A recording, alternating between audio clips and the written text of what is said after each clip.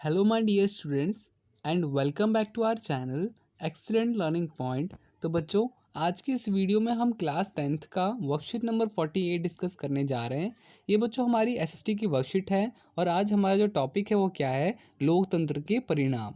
तो सबसे पहले आपको एक नीचे अनुच्छेद दे रखा है, इसे हम पढ़ते हैं और फिर हमें जो नीचे क्वेश्चन आंसर्स दे रखे हैं उसका हम क्या करेंगे, उत्तर देंगे।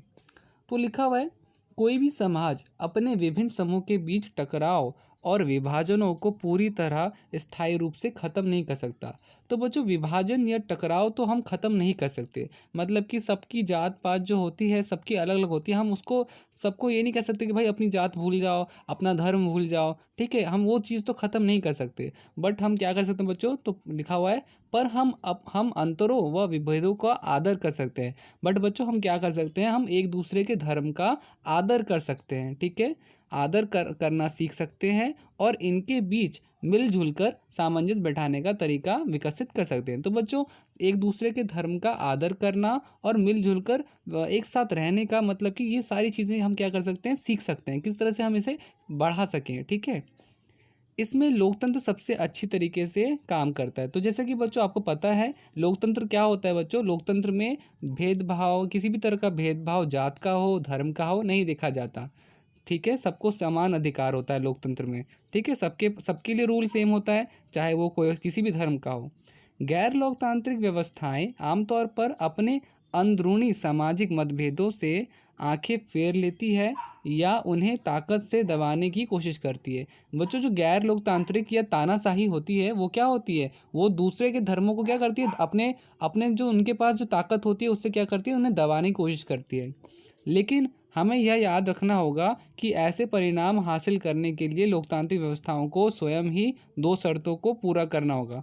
अब बच्चों, ऐसा काम करने के लिए लोकतंत्र को दो शर्तें पूरी करनी है। सबसे पहला क्या होगा, तो देखो बच्चों यहाँ पे लिखा हुआ है, लोकतंत्र में बहुमत को सदा ही अल्पमत का ध्यान रखना होता है। बहुमत या अल्पमत की राय कोई स्थायी चीज़ नहीं होती। तो बच्चों सबसे पहले तो बहुमत होनी चाहिए। जैसे कोई सा भी टॉपिक हुआ हमारा, तो उसमें सारे हर चीज़ हर लोगों की मतलब कि हाँ भरने, हाँ वो अब हाँ भरना चाहते हैं या ना भरना चाहते हैं वो देखेंगे। और जिसमें ज़्यादा बहुमत आती है, हाँ में आती है, ना में आती है, किसी भी चीज़ के टॉपिक के ऊपर, तो वहाँ पर हम उनको देख करके कोई भी डिसीजन निर्णय लेंगे। ठीक है, फिर लिखा हुआ है, बहुमत के शासन का अर्थ अर्थ धर्म, नस्ल या भाषा के आधार पर बहुसंख्यक समूह का शासन नहीं होता।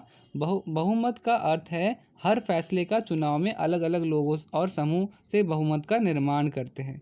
प्रत्येक नागरिकों को किसी न किसी अवसर पर बहुमत का हिस्सा हो सकता है, यह जन्म से निर्धारित नहीं है। ठीक है, तो देखो बहुमत मैंने आपको बताया था, बहुमत क्या होता है। सपोज बच्चों मैंने कहा कि स्कूल बंद होने चाहिए, स्कूल आपके नेक्स्ट मंथ तक बंद होने चाहिए, तो यहाँ पे मैं लोगों से पूछूंगा, यहाँ पे मैं लोगों से पूछूंगा कि ये चीज़ जो हम सोच रहे हैं क्या ये सही है। तो अगर अगर 70% लोग हाँ भरते हैं इस चीज़ में और 30% ना भरते हैं, तो हम किसकी सुनेंगे, तो जिसकी बहुमत है। ठीक है, बहुमत का बस बच्चों मैंने एक छोटा सा एग्जाम्पल दिया है। ठीक है, अब देखो इसी के बेसिस पे बच्चों क्या है, इसी के बेसिस पे कुछ चार हमारे पास प्रश्न उत्तर हैं जिन्हें हम करने जा रहे हैं। ठीक है,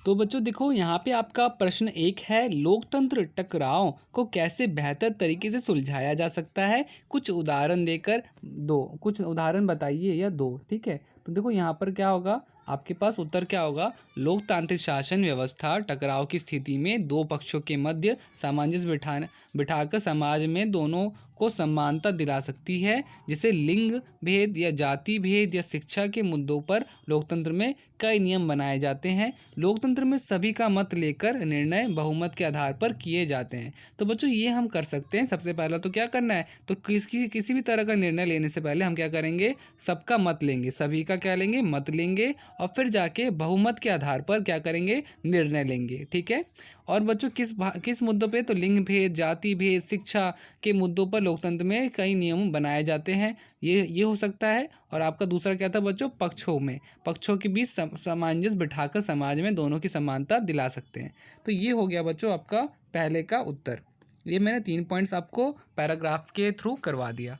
अब आते हैं नेक्स्ट में, लिखा हुआ है प्रश्न 2, आपको क्यों लगता है कि अल्पमत का आदर भी होना चाहिए? अपने अनुभव से कुछ बताइए। बच्चों अल्पमत या बहुमत क्या होता है? तो बहुमत मतलब जैसे कि मैंने आपको बताया स्कूल खुलने चाहिए, 70% लोग कह रहे हैं कि सॉरी स्कूल बंद होने चाहिए, 70% लोग कह रहे हैं कि हाँ स्कूल बंद होने चाहिए, 30% बोल रहे हैं कि नहीं अब स्कूल खुल जाने चाहिए।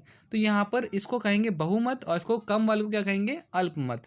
तो अल्पमत क्यों है बच्चों? सबसे पहला यहाँ पे लिखा होगा उत्तर है बच्चों इसका कि पहला, लोकतंत्र की मजबूती के लिए आवश्यक है कि अल्पमत अर्थात विपक्ष के विचारों को का भी सम्मान करे। तो बच्चों देखो उनका भी विचार कुछ होगा ना, उनका विचार, अब जो 30% लोग कह रहे हैं कि भैया स्कूल खुलने चाहिए, उनका भी तो विचार अच्छा है ना। उनको भी पता है कि अगर स्कूल नहीं खुलेगा तो इस तरह से बच्चों का जो भविष्य है वो खराब हो सकता है, उनका एक साल बर्बाद भी हो सकता है। ठीक है, स्कूल नहीं खुलने की वजह से काफ़ी सारे बच्चे टेस्ट में पढ़ाई नहीं करते, वो क्या करते हैं, वो गूगल करते हैं। तो मतलब इनका भी कुछ ना कुछ रीज़न होगा ना कि ये सब चाह रहे हैं कि स्कूल खुल जाए, क्योंकि इन्हें पता है कि अगर ऐसा ऐसा होता रहेगा तो फिर बच्चों को पढ़ाई में मन नहीं लगेगा, ये चीज़ है। तो ठीक है, तो हमारा क्वेश्चन क्या था कि अल्पमत का आदर भी क्यों होना चाहिए? तो देखो अल्पमत ने भी, उनका भी कोई ना कोई कारण होता है उस चीज़ को ना करने के लिए। तो वही चीज़ है बच्चों, यहाँ पर क्या होता है, सबसे पहले हमें उनका भी क्या करना चाहिए, सम्मान करना चाहिए। लोकतंत्र की मजबूती के लिए आवश्यक है कि अल्पमत अर्थात विपक्ष के विचारों का भी सम्मान हो। दूसरा, लोकतंत्र में अल्पमत और बहुमत स्थायी नहीं होता। तीसरा, अल्पमत भी लोगों के द्वारा चुने गए प्रतिनिधि होते हैं, तो उनकी आवाज़ भी सुनी जानी चाहिए। ठीक है, ये हो गया बच्चों आपका सेकंड। आते हैं थर्ड क्वेश्चन में। थर्ड क्वेश्चन क्या है, लोकतंत्र में बहुमत के शासन का अर्थ बहुसंख्य सम्मान का शासन नहीं होता है। मतलब कि इसे समझाना है बच्चों कि ये लाइन क्या मतलब क्या हुआ कि लोकतंत्र में बहुमत के शासन का अर्थ बहुसंख्यक सम्मान का शासन नहीं होता। तो यहाँ पे इसका मतलब क्या होता है, तो लोकतंत्र में बहुमत का अर्थ कुल मिलाकर सबसे ज़्यादा वोट किसे मिले, ये चीज़ होती है। चाहे वह किसी भी धर्म जाति के लोगों के हो, ना कि उसका मतलब बहुसंख्य लोगों की सरकार है, सरकार से है। लोकतंत्र में जो भी सरकार, ये बच्चों भी होगा, जो भी सरकार आएगी उसका अल्पसंख्यक के हितों की रक्षा करना एक अहम कर्तव्य है। तो ये बच्चों पूरे 3 क्वेश्चन थे। अब लास्ट एक फोर्थ बचा हमारे पास। लास्ट फोर्थ क्या है, तो देखो लिखा हुआ है, आपके आसपास लोगों के बीच किस तरह के अंतर दिखाई देते हैं? कैसे अंतरों के होते हुए भी साथ साथ जीवन जीते हैं? तो यहाँ पे बच्चों, यहाँ पे इसका आंसर लिखना है आपको कि मेरे आसपास अलग अलग भाषा, संस्कृति तथा धर्म के लोग रहते हैं। ऑब्वियसली बच्चों, आपके घर के आसपास कोई सिख होगा, कोई पंजाबी, मतलब कि कोई पंजाबी होगा, कोई बंगाली होगा, ठीक है, कोई मुस्लिम होगा, तो सबका अपना अपना धर्म है। ठीक है, साथ ही साथ आर्थिक और लिंग के आधार पर भी लोगों की में विविधता दिखाई देती है। हम सब एक दूसरे के साथ सामंजस्य बिठाकर, एक दूसरे का सम्मान करके तथा एक दूसरे के विचारों को महत्व देकर साथ साथ आगे बढ़ते हैं। तो बच्चों यही था आज की पूरी वर्कशीट में। उम्मीद करता हूँ, मैं बच्चों कोशिश करता हूँ जितना छोटा हो सके आंसर, जितना इजी हो सके मैं बनाने की कोशिश करता हूँ और आपके पास लेकर के आता हूँ। तो अगर वीडियो अच्छी लगी तो वीडियो को लाइक कीजिएगा, कमेंट कीजिएगा, शेयर कीजिएगा। मुझे पता है कि छुट्टी है आप सबकी, तो वैसे भी कल तो करोगे, परसों तो करोगे, इसलिए मैंने आज बना दिया। जब आपका मन हो तब आप चैनल सर्च कर लीजिएगा और आप वीडियो देख के सारे आंसर्स कर लीजिएगा। ठीक है, तो आज की वीडियो में इतना ही। वीडियो अच्छा लगी तो लाइक शेयर कमेंट ज़रूर कीजिएगा। चैनल पे नए हो आप तो चैनल को सब्सक्राइब करना, बेल आइकन प्रेस करना मत भूलना। ठीक है, क्योंकि इससे क्या होता है कि जब भी मैं न्यू वीडियो निकालूंगा तो आपके फ़ोन में नोटिफिकेशन आ जाएगा। चलो बाय बाय।